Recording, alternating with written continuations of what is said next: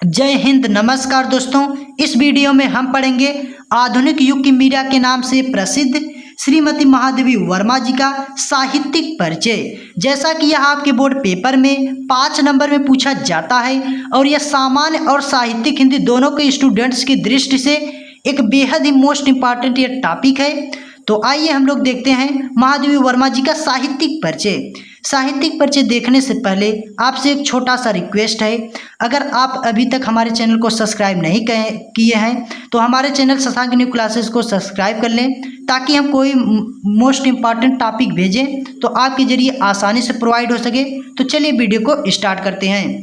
तो सबसे पहले देखिए स्टूडेंट्स, आपको लिखना कैसे है। सबसे पहले आप देख लीजिए आपके बोर्ड पेपर में प्रश्न पूछा कैसे जाता है। जब आप प्रश्न देखे रहेंगे तभी आप लिख पाएंगे। तो देखिए आपके बोर्ड पेपर प्रश्न पूछा कैसे जाता है। देखिए यहाँ प्रश्न है, जैसा कि देखिए प्रश्न ख है, निम्नलिखित में से किसी एक कवि का साहित्यिक परिचय देते हुए उनकी प्रमुख रचनाओं का उल्लेख कीजिए और अधिकतम शब्द सीमा 80 शब्द में आपको लिखना है साहित्यिक परिचय। यहाँ देखिए अधिकतम शब्द सीमा 80 शब्द, यानी 80 शब्द में आपको साहित्यिक परिचय लिखना है।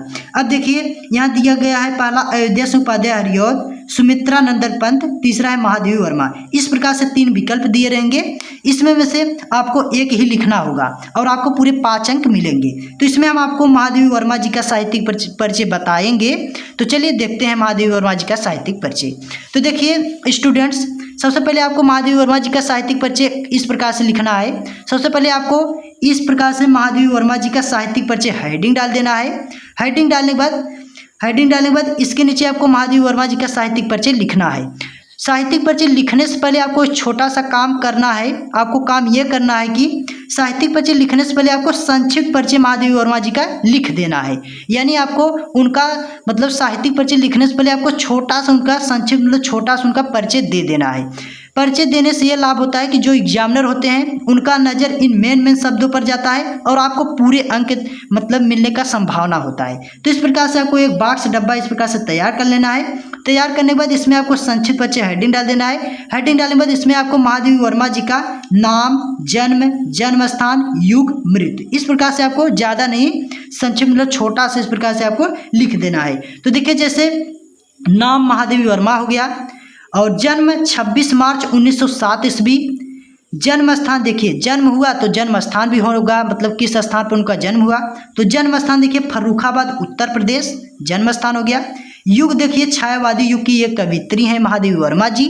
और मृत्यु इनका देखिए 11 सितंबर 1987 ईस्वी को इनका क्या हो गया, देहावसान मृत्यु हो गया। तो इतना आपको संक्षिप्त परिचय में इस प्रकार से पॉइंट डाल के इतना आपको लिख देना है। इतना लिखने के बाद अब इसके नीचे आपको करना क्या है स्टूडेंट्स, इस प्रकार से आपको साहित्यिक परिचय हेडिंग डाल देना है। साहित्यिक परिचय हेडिंग डालने के बाद इसमें आपको महादेवी वर्मा जी का साहित्यिक परिचय लिख देना है। तो देखिए साहित्यिक परिचय इस प्रकार से हेडिंग डालने के बाद इसमें आपको लिखना है आधुनिक मीरा के नाम से प्रसिद्ध, या आप लिख सकते हैं आधुनिक युग की मीरा के नाम से प्रसिद्ध या विख्यात। देखिए प्रसिद्ध महादेवी वर्मा हिंदी साहित्य के छायावादी युग की महान कवित्री हैं। इतना लिखने के बाद इसके आगे आपको लिखना है इन्हें वेदना दुख, वेदना और करुणा की कवित्री कहा जाता है। इतना लिखने के बाद इसके आगे आपको लिखना है क्योंकि इनकी रचनाओं में प्रकृति के प्रति प्रेम के साथ साथ जीवन के गहरे दर्द और मानवीय संवेदनाओं दुखों का अनूठा चित्रण मिलता है। इतना लिखने के बाद इसके आपको लिखना है इनकी भाषा अत्यंत कोमल, संगीतबद्ध और मर्मस्पर्शी है।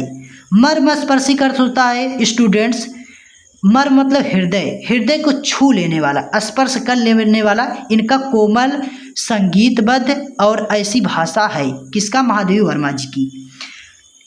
मर्मस्पर्शी है जो सीधे पाठकों के मन को छू लेती है। पाठकों के मन का अर्थ है हम आप जो इस इनकी रचना को पढ़ता है, इनकी भाषा को पढ़ता है, उसको सीधे उनके मन को ये छू लेता है। पाठकों कि हम आप जब इनकी रचना को पढ़ते हैं तो हमारे मन को ये छू लेता है, पाठकों के मन को छू लेती है। हिंदी साहित्य में इनके इस अतुलनीय योगदान के लिए इन्हें सर्वोच्च ज्ञानपीठ पुरस्कार से सम्मानित किया गया। यानी इनको कई पुरस्कार से सम्मानित किया गया, इनाम दिया गया। उनमें से एक ज्ञानपीठ पुरस्कार भी है। तो ज्ञानपीठ पुरस्कार से सम्मानित किया गया किसको? महादेवी वर्मा जी को। पीड़ा की गायिका महादेवी वर्मा जी को ज्ञानपीठ पुरस्कार से सम्मानित किया गया। तो इस प्रकार से स्टूडेंट्स आपको साहित्यिक परिचय देखिए यहाँ इस प्रकार से आपको लिख देना है हेडिंग डालने के बाद। अब इसके आपको नीचे महादेवी वर्मा जी का प्रमुख रचना आपको लिखना है। तो देखिए इस प्रकार से आपको एक लाइन छोड़ के स्टूडेंट्स क्या कर देना है, एक लाइन छोड़ के यहाँ लिखना है तथा महादेवी वर्मा जी की प्रमुख रचनाएं, देखिए प्रमुख रचनाएं इस प्रकार हैं। इतना लिखने के बाद एक लाइन आपको छोड़ने के बाद महादेवी वर्मा जी का जो प्रमुख रचना है उसको आपको एक एक करके लिख देना है। तो सबसे पहले देखिए पहला पॉइंट इस प्रकार से डाल देना है और काव्य संग्रह हेडिंग डालने के बाद इसमें आपको महादेवी वर्मा जी का काव्य संग्रह जो है उसको आपको लिख देना है। तो देखिए महादेवी वर्मा जी का जो काव्य संग्रह है वह है निहार, रश्मि, निर्जा, सांदगीत, यामा। इतना महादेवी वर्मा जी का काव्य संग्रह है जो प्रमुख काव्य संग्रह है। इसके बाद आपको दूसरा पॉइंट रेखा चित्र डालना है। रेखा चित्र व संस्मरण या गद्य की रचनाएं हैं। इसमें आपको लिखना है अतीत के चलचित्र, स्मृति की रेखाएं, मेरा परिवार, गिल्लू। ये क्या है? रेखा चित्र व संस्मरण गद्य रचनाएं हैं महादेवी वर्मा जी का। तो इतना आपको इसी प्रकार से इतना आपको रचना लिख देना है और इसी प्रकार से आपको पॉइंट पॉइंट डालकर मतलब सबसे पहले आपको संक्षिप्त परिचय, फिर साहित्यिक परिचय, फिर प्रमुख रचनाएं इस प्रकार से आपको लिख देना है। अगर आप इस प्रकार से आप बोर्ड पेपर में कॉपी लिखते हैं तो मैं आपको विश्वास दिलाता हूं कि आपको एग्जामिनर 5 में 5 अंक पूरे देंगे, आपका एक भी अंक नहीं कटेगा। तो वीडियो अच्छी लगी हो तो प्लीज़ लाइक करना, चैनल को सब्सक्राइब कर लेना और अपने दोस्तों तक शेयर कर देना। तो मिलता हूँ नेक्स्ट वीडियो लेके, तब तक के लिए जय हिंद, वंदे मातरम।